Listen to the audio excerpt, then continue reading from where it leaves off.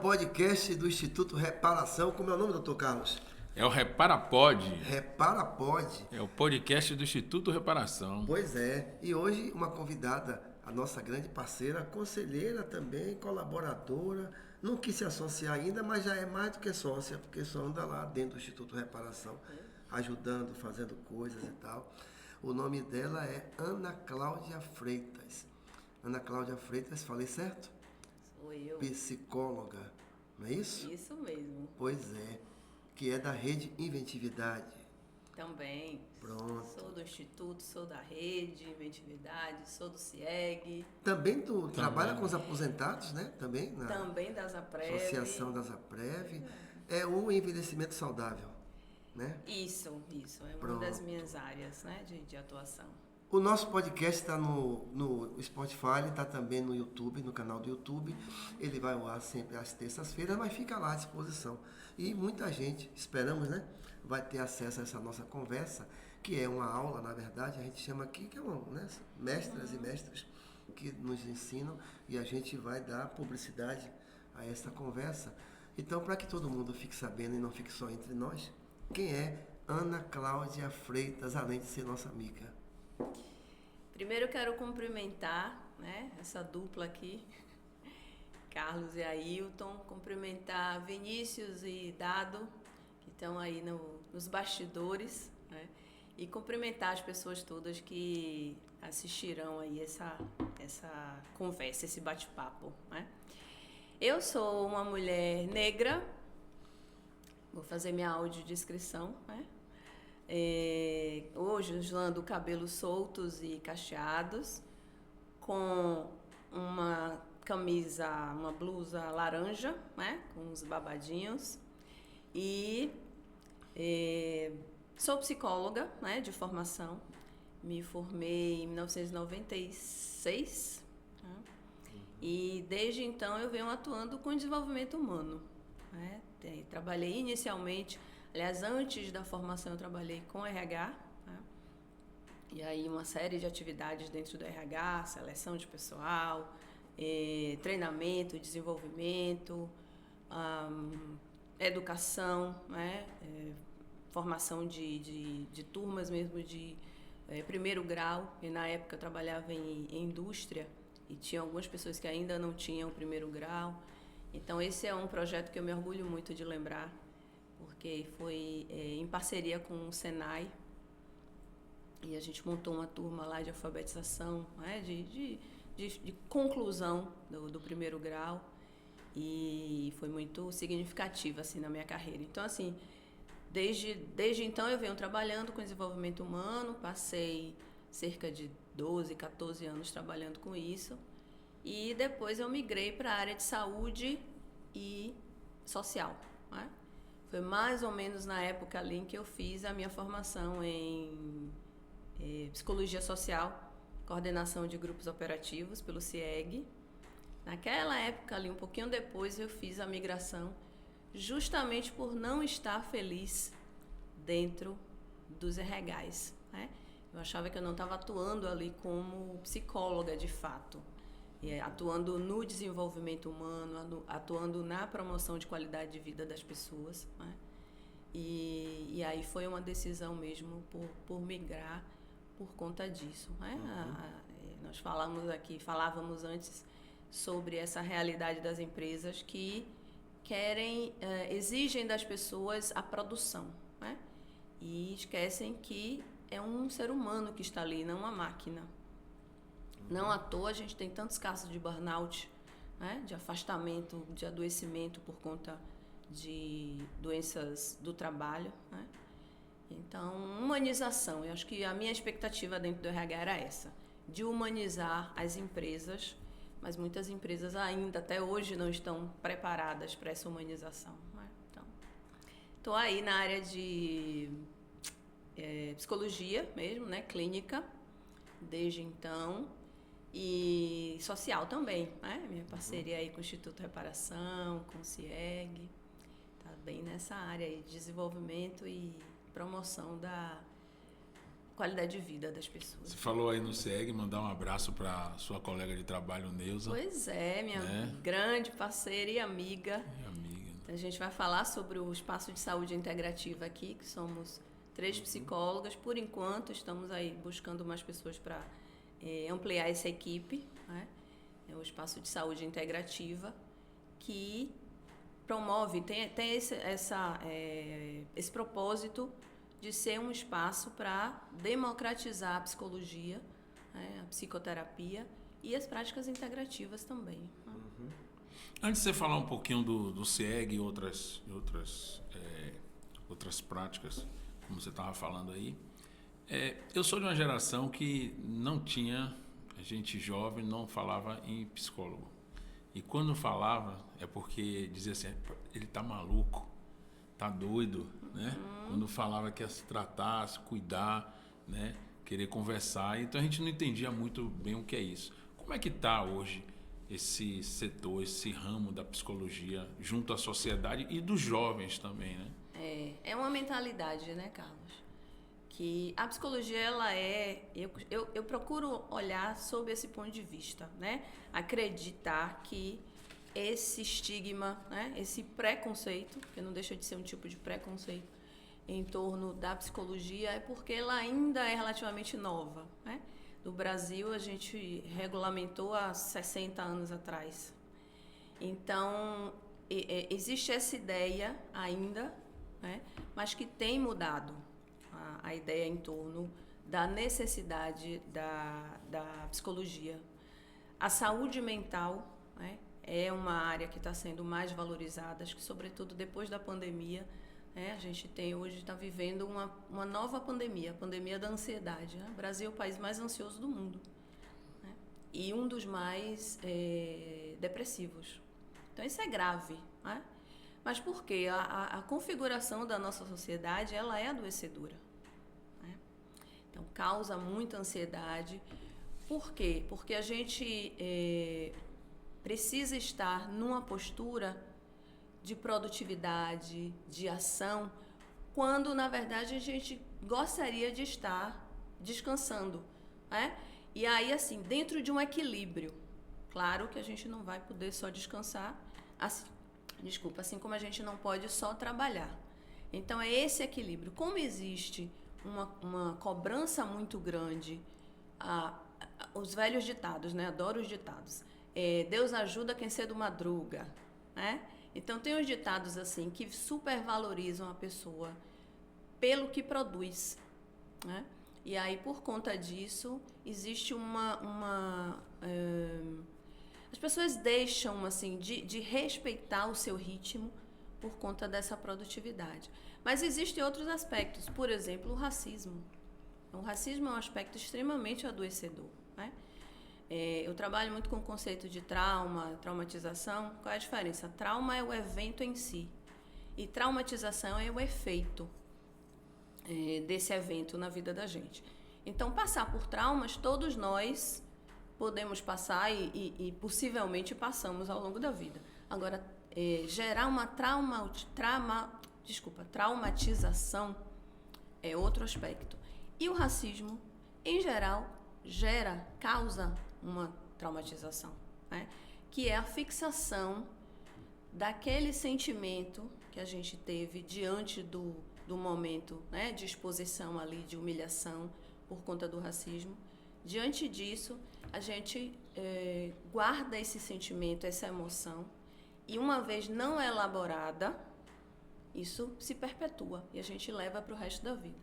Então, o que a gente diz é que traumatização é a gente viver o presente com a emoção do passado. A gente traz de lá de trás. E a gente sabe que na nossa história, desde sempre, né, os nossos antepassados vêm acumulando sofrimento, acumulando humilhação, acumulando sentimento de inferioridade, baixa autoestima. E aí, imagine, de uma geração para outra aquilo vai se repetindo, até que se quebre o ciclo de alguma forma, isso vai se eternizando, né? E muitos de nós não têm consciência disso. Às vezes a gente age de uma forma inconsciente. Tá ali, lidando com aquele sentimento, com aquela emoção que vem desse processo de traumatização por conta do racismo, mas não está nem se dando conta, né? Então eu vi que o Anailton, que fez aí o podcast da semana passada, fez uma fala fantástica sobre o cabelo, né? Ele trouxe o exemplo do cabelo. Nós mulheres temos essa problemática sempre, né? Então, assim, eu já fui da ideia de que precisava alisar cabelo. Mas por quê? Porque eu herdei isso das minhas tias, né? Minha avó passou por muito racismo. Eu vou dizer que ela estava errada em tomar cuidado para que a gente, enfim, entrasse num padrão ali que não fosse tão atacada. Não, era um ato de amor dela na época. Até que a gente tome consciência de que o ato de amor, na verdade, é a gente dizer, eu sou assim, eu vou usar meu cabelo natural como eu quiser. Na cabeça dela, o ato de amor era proteger a gente e evitar que a gente se expusesse. Né? Então, ela tinha uma ideia de que tinha que alisar cabelo. E aí veio, e aí quando eu comecei a ficar adolescente, eu tinha que alisar o cabelo. Né? Até que eu comecei a questionar, né? Porque nesse meu processo de mulher negra e psicóloga negra, eu já fui alienada, né? Já fui no começo lá da minha profissão, na minha adolescência, eu já fui uma menina que achava que era assim certo alisar o cabelo, né? Que não me valorizava como mulher negra, né? Até o momento em que fui tomando consciência, aprendendo cada vez mais isso. Mas assim, é esse rompimento que a gente faz que nos salva, né? Porque nos leva à nossa autenticidade, que é outro ponto importantíssimo aí do processo de saúde mental, né? Então você perguntava, em que lugar está a psicologia hoje? Eu acredito que é muito mais acessível, tanto do ponto de vista da educação, da tomada de consciência de quem somos, quanto da busca em si, né, do acesso às pessoas à psicologia, à psicoterapia. E eu espero que isso se amplie mais, né, porque saúde mental é fundamental, né, é importantíssimo. A senhora, você, né, eu falei a psicóloga, eu já estou chamando de senhora, mas teve um tempo que as pessoas falavam que a psicologia era uma área, onde assim, uma ciência burguesa, que só mulheres brancas e ricas, quase sempre que não tinham o que fazer, porque os maridos eram ricos também, e que faziam psicologia como se fosse uma espécie de diletantismo, um hobby. Né? Ao mesmo tempo, e naquele período, que já está longe, ainda bem, também as empresas resistiam ao atendimento ou à participação da psicologia no ambiente de trabalho. Ora, se você propõe a humanizar quem produz, porque todo mundo que produz alguma coisa produz para atender a humanidade. Então, a fábrica de cadeira, de vassoura, de copo, de caneta é para atender o ser humano, não é isso? Sim. Então, você propõe humanizar as relações para melhorar, até no produto final do próprio empresário. Eu queria que você fizesse um comentário dessa ciência burguesa, que por ser burguesa, vamos dizer assim, ela foi praticada ou estudada por quem tinha dinheiro, e ao mesmo tempo, quem tinha dinheiro não queria psicóloga nos seus negócios, porque não era naquele tempo psicólogas negras para questionar o capital ou a escravidão, nada disso. Né? E por que essa resistência, e mesmo sendo gente daquela classe social, e as empresas terem essa resistência, né? Principalmente as grandes empresas, né? Ter essa resistência ao trabalho da psicóloga, logo ela que vem do mesmo grupo, né? Com isso não é um paradoxo? Mas assim, se a gente for pensar, quem é que tomava as decisões sobre a contratação até hoje, né? Não são os líderes, os donos, né? Será que os donos não têm de fato essa visão desse lugar, da importância da psicologia, da humanização? Acredito que até hoje ainda não, viu, Ailton?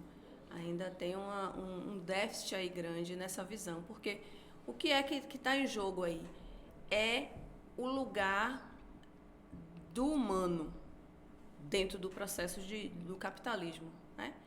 Não interessa muito se você está chorando porque seu filho, né, tá com algum problema, sobretudo se for emocional, né? Eu quero que você produza aqui o seu, né, dentro do seu horário de trabalho.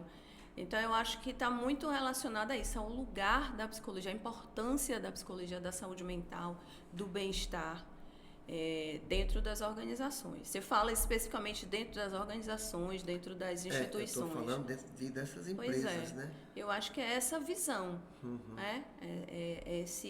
Essa importância não dada a esse papel do ser, de humanizar mesmo, né? De trazer esse aspecto do humano, que é frágil também, que é outra coisa que a gente peca muito. Tem que ser forte, guerreiro o tempo inteiro. Você sabe que esse é um dos os pilares que nos levam ao adoecimento, é essa necessidade de sermos fortes o tempo inteiro, né? O adoecimento mental, ele vem muito dessa divergência entre o que você está sentindo e o que você está mostrando, né? Em psicologia social pichoniana, a gente aprende o conceito de integrar, o pensar, o sentir e o fazer.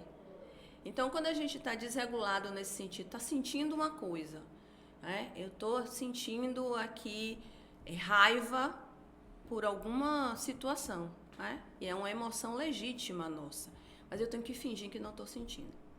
Eu estou sentindo medo, eu estou numa situação aqui que está me colocando, né, em medo, está me ameaçando de alguma forma, mas eu tenho que fingir que está tudo bem. É essa incoerência constante que nos leva ao adoecimento, né? Então, quando Carlos pergunta sobre o papel da psicologia, eu sempre brinco que psicólogo não é para maluco. Psicólogo é para evitar que você fique maluco. A ideia é que a gente cuide antes, né? Aí colocando o maluco aqui entre aspas. Chegar nesse ponto. Pois né? colocando o maluco entre aspas, porque é um nome, um termo que se popularizou aí, né? Mas aí o maluco, entre aspas, é o extremo. O adoecimento mental, né? Começa pequenininho. Começa com ansiedade, uma coisa não tratada, e aí pode migrar ali para uma depressão. E aí, se não for cuidado, você pode escalar para uma situação mais grave mesmo. Né? Então, é essa humanização do ser humano, sabe? Olhar o humano, né? Eu ia falar homem, mas não quero aqui, né, reproduzir esse termo machista e dizer o homem precisa... Não, a humanidade, né? Homens, mulheres e seja que gênero for, né? Não binários, todo mundo, precisam ser respeitados como seres humanos, né? Frágeis e fortes, né? A tal da dialética. A gente é frágil e forte, a gente é alegre e triste. Depende do momento. Que é outra coisa que a gente nega muito as nossas emoções, fazer contato com as emoções reais. Então, tem momentos que a gente está com coragem, tem momentos que está com medo. Tem momentos que a gente está com raiva, tem momentos que a gente está amando, achando tudo maravilhoso. E isso é legítimo. Não tem nada de errado nisso. Aliás, a negação disso é que nos leva ao adoecimento. Né? Então, é isso. Assim, acho que todas as instituições, seja empresa, seja governamental, seja, enfim, o que for, precisa ter esse olhar para o ser humano, sabe? Assim, e tomara que isso cresça cada vez mais, né? É triste dizer, e é verdade dizer, que a pandemia ajudou as pessoas a entenderem a psicologia como uma coisa, uma necessidade ou uma ajuda importante para a vida. Ou seja, se podemos tirar alguma coisa positiva de uma pandemia que matou 700 mil pessoas, a gente diria assim, o positivo da pandemia. Claro que ninguém esperou a pandemia para ficar melhor, mas a pandemia nos trouxe isso? Assumir essa fragilidade? Eu acredito que sim, né? Torço para que cada vez mais pessoas se sintam à vontade para isso, né? Mas, de fato, a pandemia foi um rebuliço na vida da gente, né? Se a gente pensar, eu tenho uma teoria, não vi nenhuma comprovação ainda, mas de que sair de casa era uma distração. Você está lá estressado dentro de casa, ou com filho, ou com mulher, ou com marido, ou seja com quem for. Vou dar uma voltinha. Como é que dava a voltinha na pandemia? Não podia, né? Então, eu acho que isso foi... não faz sentido? Eu acho que isso foi um agravante, assim, da pandemia. Claro que aqui a gente está fazendo um recorte para quem pôde. Porque tem muitas pessoas que a gente sabe que não podiam escolher ficar dentro de casa. Ficar dentro de casa, isso é verdade. Tinham que sair ou então morriam de fome. Né?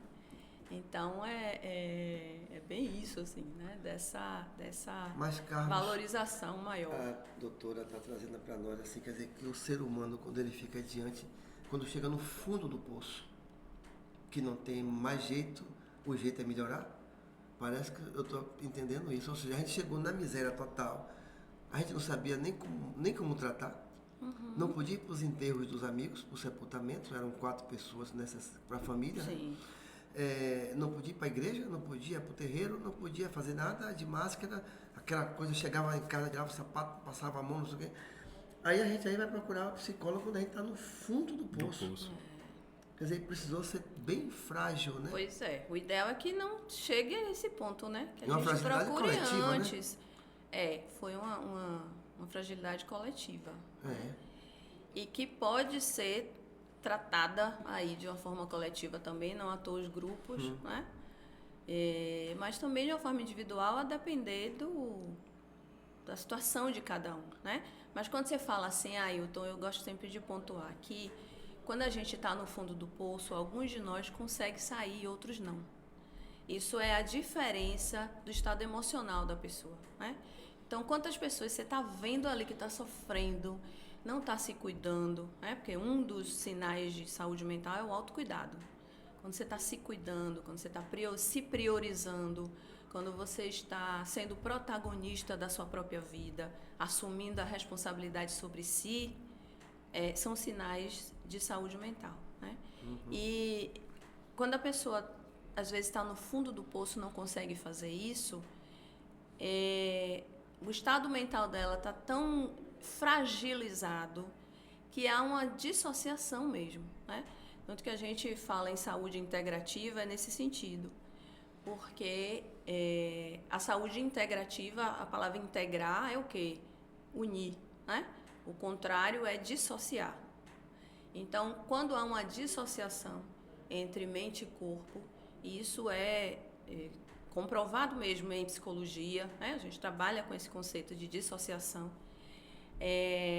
não há uma percepção clara do seu sentir, do seu corpo, a pessoa fica só ali na cabeça, às vezes fica remoendo as ideias e tal. Por mais que você fale, comer isso aqui vai te matar, comer isso aqui vai te fazer mal, mas emocionalmente a pessoa não está entendendo aquilo, não está absorvendo aquilo, sabe? Então, às vezes a gente fica assim, com raiva, poxa, fulano não está se cuidando. Não é necessariamente porque a pessoa não quer, né? É porque não está conseguindo perceber, porque há uma alteração, a depender do estado emocional da pessoa, há uma alteração na percepção da realidade, né? Então, quando você fala do fundo do poço, eu gosto muito de trabalhar com a palavra compaixão, porque às vezes você olha para a pessoa está lá no fundo do poço, não está conseguindo sair, é motivo para ter uma compaixão maior daquela pessoa, porque em geral a pessoa está ali muito mal mesmo, né? Então, alguns conseguem sair com uma conversa, ouvindo um bate-papo como esse, despertar, e outros não. Então, essa compaixão não tem sentido religioso necessariamente. Não necessariamente. É compaixão como humanidade da mesmo. Humanidade, da solidariedade. Agora, numa sociedade de entregas, onde você é cobrado pela capacidade de entregas, quer na área pública, na área privada, de atingir as metas, de dar as respostas, de não faltar à reunião, de atender os relatórios e se notabilizar, porque a sociedade é competitiva, por mais que a gente diga que não é, ou que não quer que seja, mas você avalia seu quadro de funcionários, você tem 5, 10 funcionários, tem aquele que fez todas as entregas do período, ou as entregas esperadas. Teve aquele que por algum motivo faltou ou só deu metade das entregas. E quem deu menos será menos avaliado que quem deu mais. O político que faz menos é avaliado pior do que o que faz mais. Sei lá, no SUS, o médico que atende tantos, né? Como é que a senhora vê a busca desse tratamento, dessa orientação, dessa busca preventiva numa sociedade que é tão competitiva que o fato, por exemplo, de eu dizer que estou fragilizado emocionalmente já me tira do campo de jogo. Porque nego contrata, quando eu falo nego é no sentido da expressão, mas as pessoas contratam alguém que tem como é que chama assim? Um refluxo. Ninguém diz assim, eu não vou votar em fulano porque tem refluxo. Eu não quero aquele advogado porque ele tem falta de ar, ou porque tem uma perna que dói. Mas se você disser que o advogado está fragilizado emocionalmente, ele vai perder um bocado de cliente, porque você não vai votar ou não vai querer um advogado que você sabe que está pirando. Se ele tiver com refluxo, açúcar alto, não sei o que, a gente vai. Mas se disser assim, está desequilibrado, você não vai dar seu filho para aquela pessoa da aula. Assumir isso numa sociedade altamente competitiva e seletiva como a nossa, onde, por exemplo, qualquer desequilíbrio já lhe tira do jogo, é uma barra também, né? Sim, é dificílimo. Mas a solução está justamente aí. Porque no momento em que se assume, isso vai reduzindo esse estigma. Né? A gente só muda a sociedade, né, enfrentando a realidade tal como ela é. Né? Fingindo que não está acontecendo aquilo ali, a gente não muda nada. Né? Da mesma forma como a gente precisa falar do racismo cada vez mais, né, de todos os tipos de preconceito, né? LGBT, fobia, idadismo, a misoginia, o racismo, todos eles precisam ser falados cada vez mais, trazidos à tona e falados para educar as pessoas nesse sentido e mudar, né? Eu acredito que a gente precisaria ter uma matéria nas escolas chamada Educação Emocional, porque aí, a partir daí, as crianças começando a aprender a gerir suas emoções, a entender que meu coleguinha está chorando, ele não é bichinha, né? Usando aqui a expressão popular mesmo, que é horrorosa, né? Então, entender isso, se educar nesse sentido, faz com que, se Carlos está naquele momento ali, com alguma situação difícil, vivendo na família dele, e está debilitado emocionalmente, eu vou compreender. Ok, Carlos, então vamos deixar nossa reunião para amanhã. Né? Por que que aí eu pego o seu exemplo para dizer isso. Por que se eu quebrar o pé eu posso faltar à reunião? E se eu estiver triste porque meu cachorro morreu? Que algumas pessoas podem dizer até que é besteira, mas não é. Né? Existe ali uma relação de afeto naquilo. Seja entre o cachorro, o dono, enfim. Estou aqui trazendo esse exemplo do cachorro para chocar mesmo, porque pode ser lida como uma relação de menos-valia. Mas ainda assim entram emoções ali. Né? Então, por que quando você quebra o pé está tudo bem? Quando você está triste, não está? A gente precisa mudar a mentalidade. O que está errado não é o fato de você estar triste. O que está errado é o fato das pessoas acharem que está triste e está errado. Entende? Doutora, eu vejo muito por aí. Eu sei que você não gosta que chame de doutora, mas vou chamar de doutora. Num país que a gente vive, um país racista, e a gente sabe que, como eu sempre digo, que a gente sofre o racismo do túmulo, ou do útero ao túmulo. Então, a gente tem esse racismo constantemente e sempre em nossas vidas. Eu tenho uma curiosidade. Você, como mulher preta, uma psicóloga, os negros que buscam ajuda na psicologia, né, para ser curado do racismo, de algo que sofreu algum racismo, ele tem alta? Eu questiono muito essa questão de alta, viu, Carlos? Porque o que é alta mesmo, né? Que momento é que você designa que a pessoa não precisa mais daquele momento ali de ajuda, né? Mas, olhando assim do ponto de vista da relação do racismo com o adoecimento mental, não. porque são situações recorrentes, né? Então, se a gente falava aqui antes da traumatização, você pode passar por um acidente de carro e gerou ali uma traumatização, você vai tratar aquilo, com o tempo vai curar, né? Como a gente falava antes. O racismo não. Aconteceu um episódio aqui e daqui a um mês pode acontecer outro ou menos, né? O que acontece no processo terapêutico é a gente se fortalecer para que na próxima vez que aconteça, nós estejamos mais preparados para lidar com aquilo, né? Porque processo terapêutico nada mais é do que isso, a gente se fortalecer emocionalmente, né? Reconhecer a nossa potencialidade, que a gente pode ter esquecido, mas todos nós temos. Reconhecer a nossa potencialidade, acessar a nossa, o que eu chamo de regulação emocional, né?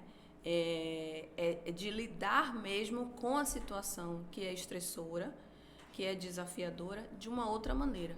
Eu posso lidar com a situação de racismo aqui e se eu não tenho um preparo emocional, eu vou chorar muito, eu vou inclusive desenvolver uma depressão, né? Ou eu vou atacar, eu vou ser agressivo, também agressiva, né? Se eu tenho um preparo emocional melhor, eu vou olhar aquilo e buscar os meus direitos, né? De uma forma equilibrada. Porque se eu também agredir, eu também vou estar sendo agressor, né? Com certeza. Senhor advogado, me diga. Mas é verdade. Se eu sou atacada e eu também ataco, eu vou também estar sendo ali passível de ser também processada, né? Se eu passo por uma situação de racismo, eu falo, claro, porque assim a gente não deve se calar, né? Deve se colocar, agora de uma forma ali mais regulada, que a pessoa está errada, né? Uma coisa é você está gritando com alguém, outra coisa é você está dizendo calmamente, a senhora está errada, a senhora está equivocada, isso aqui é racismo. E aí, saiu dali, buscar os direitos, né? Então, acho que a diferença é essa, quando a gente passa pelo processo.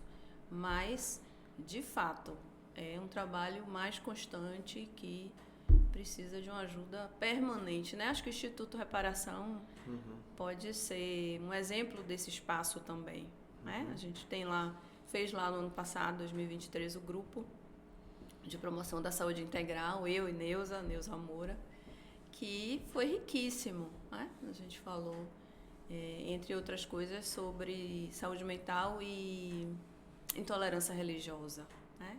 Que é outro exemplo aí de preconceito. E esses grupos, esses espaços de apoio, né? Porque a gente se cura, Carlos, a gente recebe alta, usando aí seu termo, quando a gente encontra um espaço de acolhimento. Né? Quando a gente encontra uma mão para segurar, um olhar de apoio ali, de acolhimento, para se sentir mais segura. Porque a diferença entre se sentir ameaçado, onde está assim, mergulhado na traumatização, aqui eu estou me sentindo ameaçado o tempo inteiro, aqui eu estou me sentindo seguro. Então, a gente precisa de espaços de segurança, espaços em que a gente fique segura. A psicoterapia tem essa função, de ser esse espaço que promove uma segurança para a pessoa respirar, alcançar sua autenticidade, alcançar seu potencial, regular suas emoções e seguir a vida, né? Então, acho que é isso aí. A senhora falou em... A senhora é ótima. Acessar a regulação emocional. O sociólogo, eu não sei o que é. O que é regulação emocional? E acho que muita gente que está nos assistindo também não acompanha no mesmo ritmo, né? É essa capacidade da gente lidar bem com as situações, né? Se eu tenho raiva, ao invés de atacar, de gritar, eu vou direcionar essa raiva de uma outra forma. Né? Então, o processo de regulação passa muito por isso. Da gente reconhecer, em primeiro lugar, né, que está sentindo raiva. Porque como, né, a gente falava antes da repressão que a gente é obrigado a fazer ao longo da vida. Menino, não chora, né? Menina, fica quieta. Então, o que a gente faz? Vai engolindo. E eu quero falar, eu estou indignada porque minha mãe não me deixou brincar com meus amiguinhos. Mas eu não tenho direito de ficar indignada com raiva? Tenho. Engula o choro. Engula o choro. A gente vai aprendendo a engolir Isso, as emoções, a gente vai aprendendo a negar as nossas emoções. Então, o regular primeiro passa por reconhecer. Eu estou com raiva. Raiva é muito relacionada a não respeitar os limites, né?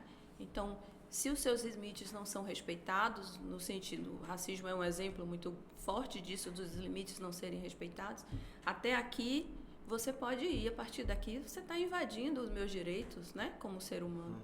Então, eu não tenho direito de ficar com raiva por isso, né? Eu não tenho direito de ficar com raiva porque... E aí, em outros casos, né, no caso do machismo, ou no caso de relacionamento abusivo, né, são tantos casos, infelizmente, né, eu não tenho direito de ficar com raiva daquela outra pessoa que está ali me agredindo, que está extrapolando os limites? Tenho. Então, é reconhecer primeiro. Estou com medo.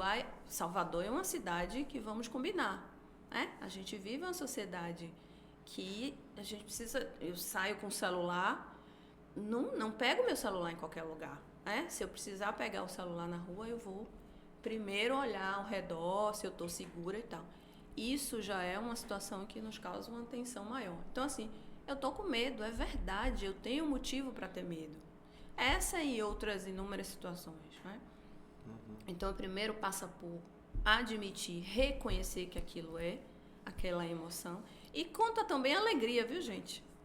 Conta também, porque assim, as emoções básicas são raiva, tristeza, medo e alegria. Então, reconhecer. Vocês sabem que tem gente que também reprime a alegria, né? Isso é verdade.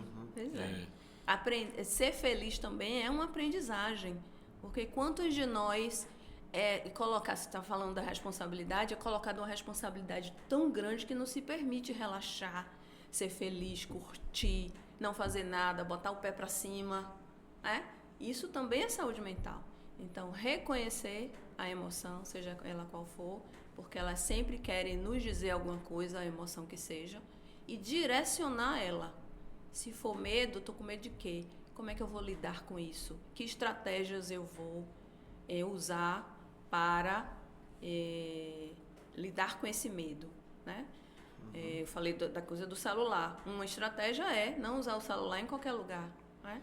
Tem uma amiga que sempre compartilha comigo quando pede o carro por aplicativo. É uma estratégia que ela usou, né? Ela não deixa de pegar o carro por aplicativo, mas usa uma estratégia, né? Então, é esse reconhecimento e direcionamento. É isso que é regulação emocional. Isso a gente aprende, né? Você falou da alegria e que às vezes ela é reprimida, mas eu estava aqui pensando, quem é pobre, por exemplo, e começa a trabalhar muito cedo, tem etapas que são queimadas. Então, por exemplo, quem tem uma juventude plena, uma infância plena, que brinca, joga bola, tal, beleza. Mas, por exemplo, tem gente, mulher e homem, que com 9 anos está cozinhando, com 11 anos cuida do irmão. Parece que fica mais difícil sorrir quando você está com 12 anos lavando roupa, fazendo faxina. E tem que ser séria, porque senão o mundo lhe engole. Até para quem está na rua.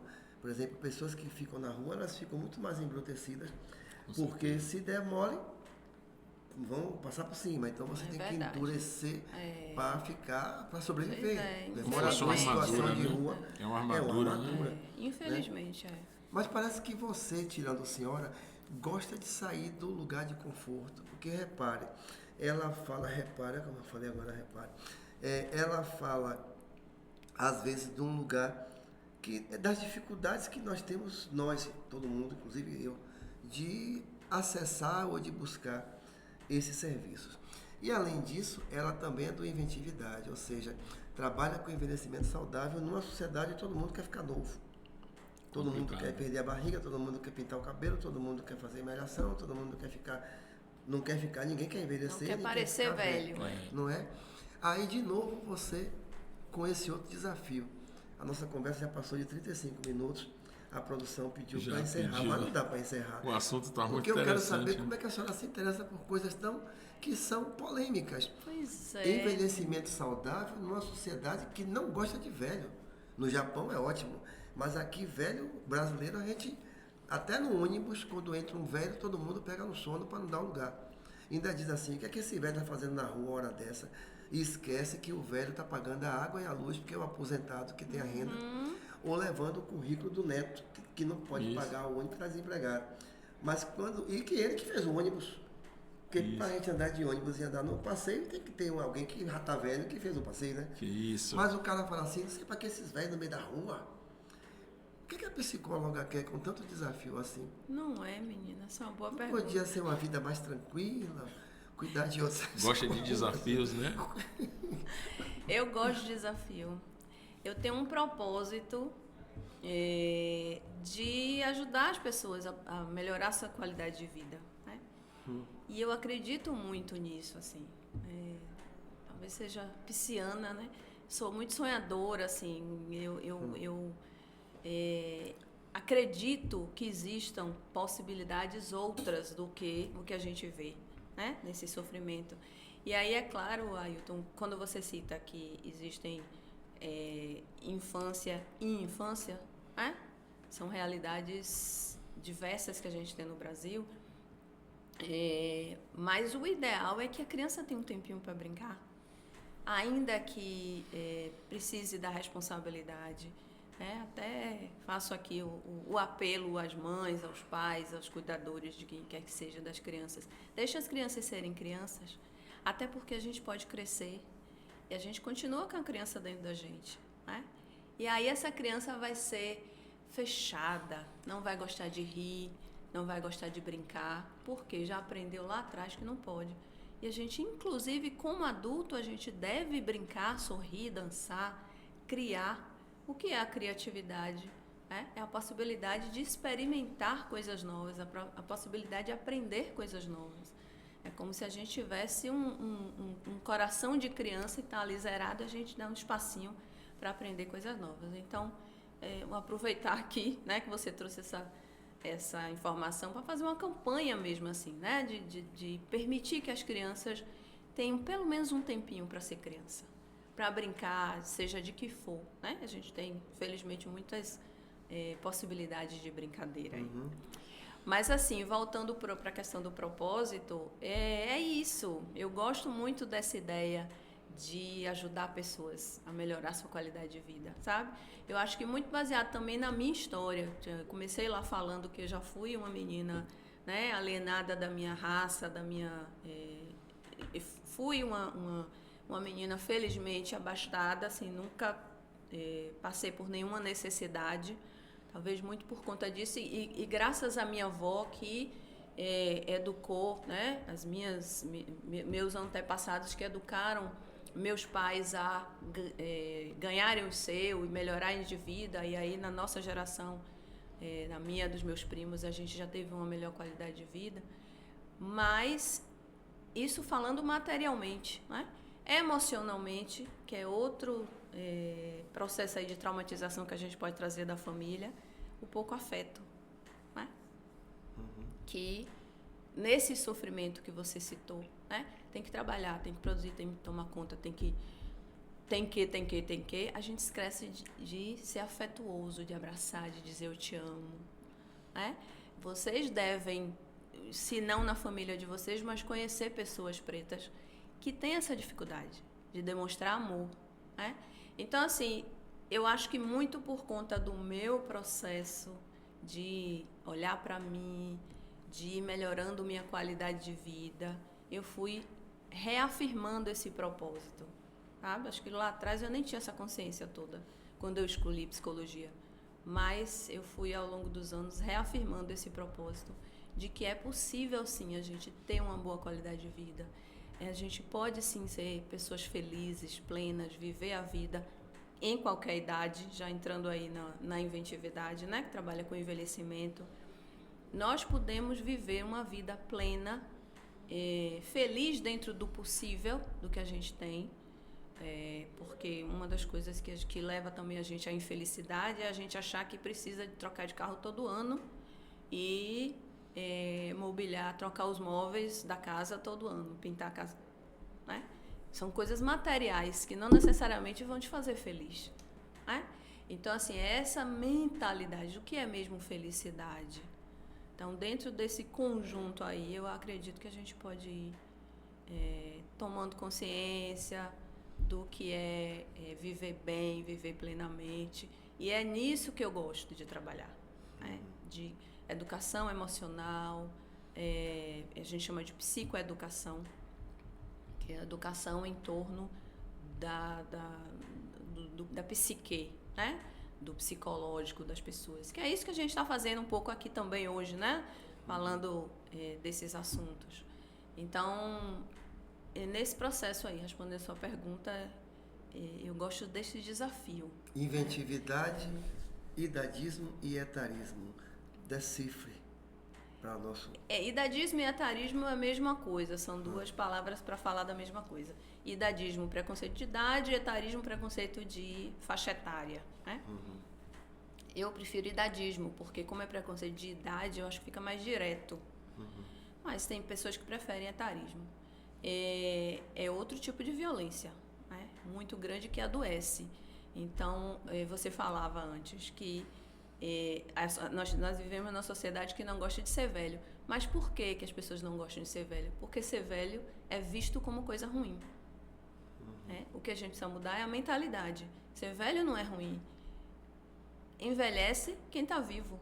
A outra opção para não envelhecer, qual é? Morrer cedo. Morrer cedo. Isso. Então, que a gente mude essa mentalidade, que é justamente um dos nossos propósitos dentro da inventividade, é mudar essa mentalidade. Ser velho não é ruim, né? A gente tem a história aí para contar. A história é velha, né? Se você vai num museu, num lugar onde tem um monte de coisa dos séculos passados, não são coisas velhas? Não são coisas que ensinam pra gente alguma coisa? Então, não tem nada de errado em ser velho. A gente precisa mudar essa mentalidade. Mandar um abraço para nossa amiga Isabel Carvalho, que é sua parceira, né? Jane, e Gabi e Romero, que são a equipe assim, fixa, né, da inventividade, e a gente tem outros inventivos aí que contribuem também. Mas não é querer demais que um país tão injusto e tão cheio de problemas e com preconceitos, que além de ser feliz na juventude, na maturidade, você ainda quer ser feliz na velhice. Eu quero, acredito. Muito, mas veja bem, cuidado com a ideia de ser feliz. Ser feliz não é, tô feliz, não quero saber de nada. Não, ser feliz é justamente viver a vida tal como ela é. Com as alegrias e os desafios. No momento em que a gente entende que a vida é as duas coisas, eu não vou estar feliz sorrindo o tempo inteiro. Vai ter momento que eu vou estar, vai ter momento que eu vou ter um problemão para resolver. Mas aquele problemão também faz parte. Porque a gente fica buscando essa felicidade vazia. Ai, tô com um problema aqui, não quero nem olhar para ele. Aí o problema fica deste tamanhão. Quando vai cuidar, não Quando dá vai mais, cuidar, já nem cabe mais. Tá grande demais. Tá tão grande que eu não tô dando mais conta, né? Ser feliz é justamente essa visão. Eu acho que tem uma relação muito grande com esperançar, né? Então, para usar uma expressão aí do Paulo Freire, esperançar é isso, é a gente ver saídas. Aliás, saúde mental é ver saídas nas coisas, né? A gente acreditar que pode sim melhorar. Tá ruim, já foi pior, né? Os governos que a gente tá aí já foi pior, melhorou, tem melhorado, a gente sabe disso, e a informação é estatística, não é opinião, né? São dados, a gente tem visto melhora e a gente espera. Aí fica nessa dança também, que eu acho que também felicidade, saúde mental, tudo que a gente falou aqui é uma dança, né? Tem momentos que tá bom, tem momentos que não tá tão bom. Acho que o governo também passa muito por isso, né? Tem coisas que até o governo que a gente apoia faz que a gente discorda, né? Claro. E é pra gente que Então não existe tá a sociedade tão bom, civil, né? mas tá ali. Sociedade civil não é para concordar com tudo. Mesmo aqueles que a gente vota tem que Com cobrar, certeza. exigir. Gente, aproveitar que eu esqueci aqui, temos a agenda do Instituto Reparação. Tá linda. R$60 é o preço de custo e já está à disposição para quem quiser. E tem também a camisa, ó, que nós estamos usando aqui, Pois é. que eu esqueci o preço agora, mas no Instagram tem, para ajudar o Instituto, a Agenda 2024 e a camisa que você pode usar. A nossa já tem já mais de um ano, né? Pô, com certeza. Pois é, e na mudança do Garcia a gente vai estar com Lá as marcando camisas presença. do Estarei lá. Instituto. Mas a gente estava falando de idade, eu ia fazer uma pergunta. Sim, pelas pesquisas, o mercado agora para quem trabalha com envelhecimento cresceu. Sim. O Brasil, nos próximos 20 anos, terá uma população de 60 a 65 anos, que vai ser a maior parte da população brasileira. Então, muito a fazer? Muito a fazer. Em 2030, a expectativa é de que tenha mais pessoas idosas do que jovens, né? Até 14 anos. E a gente vai estar lá. E daqui para lá, só crescendo. Quer dizer, o Brasil vai ser um dos países mais velhos do mundo, né? Daqui a alguns anos. Então, muito a fazer no combate ao idadismo, em primeiro lugar, porque precisa se mudar a mentalidade para, primeiro, a própria pessoa idosa aceitar o seu envelhecimento, porque não é culpa da pessoa idosa que não aceita o seu envelhecimento, é por conta que idadismo dói, é uma violência, machuca. Então, enquanto a gente puder fingir que não é velho, a gente está se protegendo disso, né? Na verdade. Mas a gente precisa mudar essa mentalidade.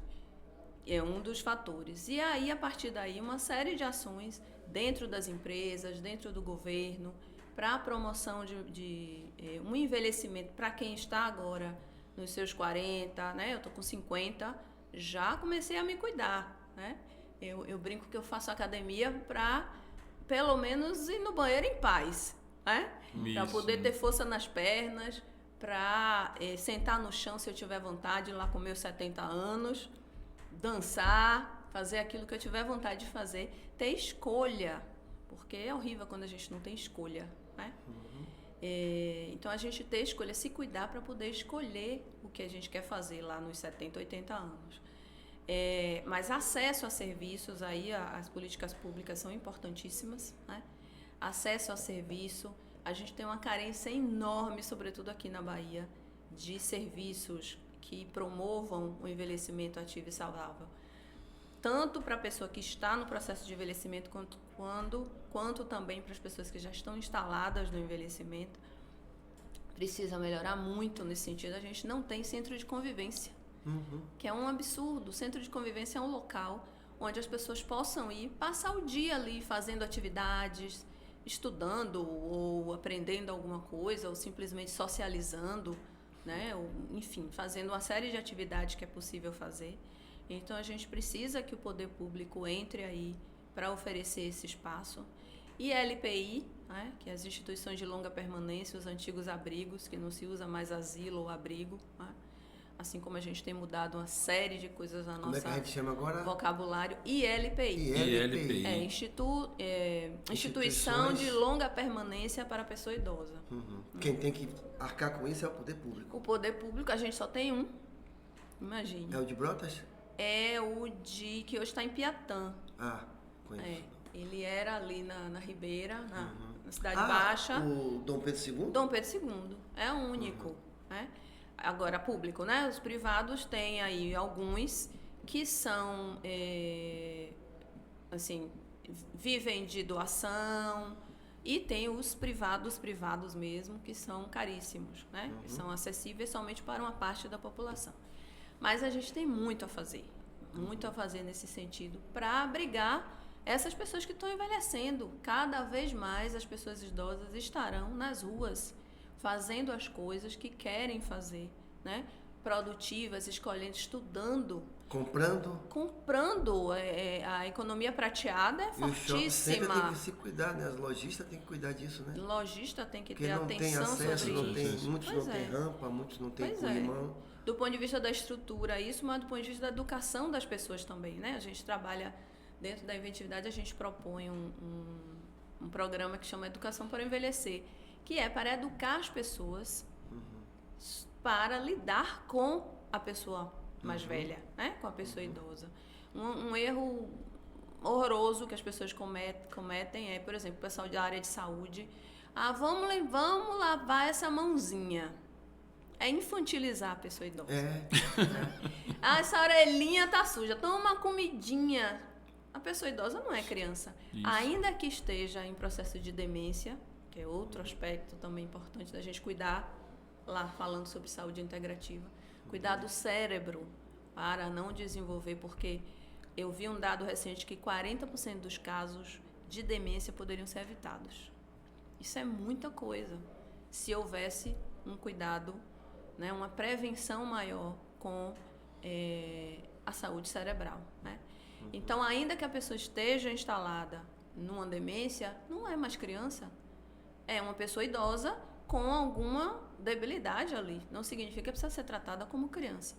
Esse é um exemplo, mas assim, até para lojistas, para a comunidade em geral, motorista de ônibus, né, cobrador, pessoas que lidam no dia a dia, a educação para o envelhecer é fundamental para ter essa consciência de que, como você falava antes, a pessoa idosa vai estar na rua, às vezes é para levar um currículo, para pagar uma conta e tal, às vezes é só para passear mesmo, porque é um direito dela sair, né, e gastar o dinheiro dela onde ela queira. Quem tem, né, a sua aposentadoria, que também é uma realidade que a gente sabe que tem muitos aí que, infelizmente, não contribuíram e tal. E tem os que perdem, né?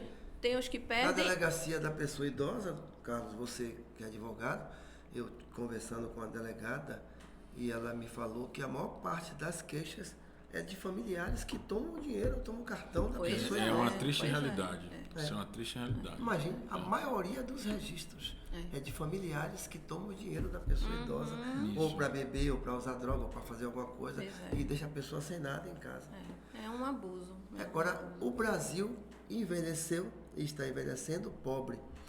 Países como Canadá e França enriqueceram antes para envelhecer depois. É mais uma dificuldade que temos. Mais uma dificuldade, sem dúvida, sem dúvida.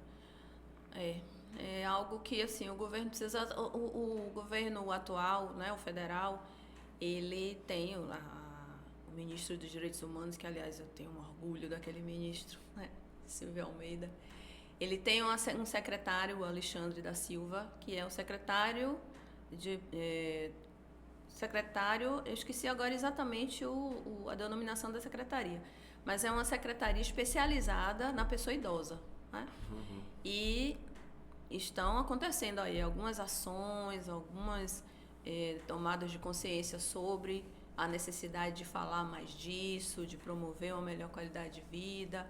Então, tem muita coisa a ser feita e eu tenho esperança de que pelo menos não vai ser tão ruim, né? De que vai diminuindo. O ritmo é lento, de fato, né? A gente gostaria que o ritmo fosse mais acelerado, mas vamos acreditar que as coisas pelo menos vão melhorando aí aos pouquinhos, né? Uma conversa boa, né? Com a doutora Ana Cláudia Freitas, que não gosta que a gente chame de doutora, mas a gente chama, né? Ana Cláudia Freitas, psicóloga e ativista aí na luta dos direitos humanos, das pessoas idosas. Gostou, doutor Carlos? Gostei, foi uma aula. E conseguiu responder algo para mim que eu tinha essa curiosidade desse racismo que a gente sofre. Como é que o homem, o povo negro, né? E que não vai ter alta. Consegue essa superar. Parte aí eu não gostei não, que não vai ter alta, eu não gostei não. Não sei se meu plano vai cobrir. Mas conseguiu responder. Mas muito obrigado. Hoje a gente teve aqui uma aula. Que bom. E uma sessão de terapia. Pois vamos sair, não seremos mais os mesmos, né? O psicólogo, acho que Roberto Trema, me falou uma vez que me falou não, eu li um livro, que a menor distância entre os seres humanos é o riso e a lágrima. Ou você ri quando você ri junto, ou quando você chora junto, você se aproxima mais. Dá para a senhora fazer um comentário sobre isso, já que a gente está encerrando? Quando a gente ri junto, a gente chora junto. Isso que é a menor distância entre as pessoas. Eu gostei, mas eu queria ouvir a senhora, que eu não sou da área, né? É a menor. Poxa, uma citação aí que pode dar um outro podcast, viu? Mas assim, me remete muito ao que a gente estava falando antes do lugar seguro, né? Do estar mais próximo, né? Do contar um com o outro. De empatia, né? De ter esses espaços em que a gente possa respirar e recobrar, né? Se realimentar aí de esperança, regular as emoções, né? Eu acho que quando chora um lugar que possa chorar junto, que tenha simpatia, que tenha essa proximidade, que a gente tem isso, né? É um sentimento de pertença, é natural do ser humano. A gente busca no outro essa sensação de identificação, de pensar parecido. Vamos fazer alguma coisa? Vamos. E fazer junto, né? Então, assim, chorar junto e sorrir junto. Quando for o momento de cada um. Né? A felicidade está no fim de linha ou está no caminho? Os dois, eu acho. Acho que precisa estar no caminho, sem dúvida. Né? Não tem vida sem sorrir. Mas eu posso ser feliz antes de chegar no fim? Pode. Se a gente não está sorrindo, se não está sorrindo, não é normal. Né? Nunca. Não está sorrindo nunca. Porque tá sorrindo o tempo inteiro também não é normal. Não é saudável. Normal aqui entre aspas. Clarice não é Lispector, saudável. Né, que fala isso, né? Quem ri de tudo tá meio sem noção, né? Tem uma música que fala, né? Que rir é bom, mas rir de tudo é desespero. Desespero. Acho que perfeito. Perfeito. Que legal. Doutor Carlos, por favor, deixar para o senhor encerrar essa aula magna. Poxa, mais uma aula que ela deu aqui. Essa aí que você trouxe foi bastante esclarecedor.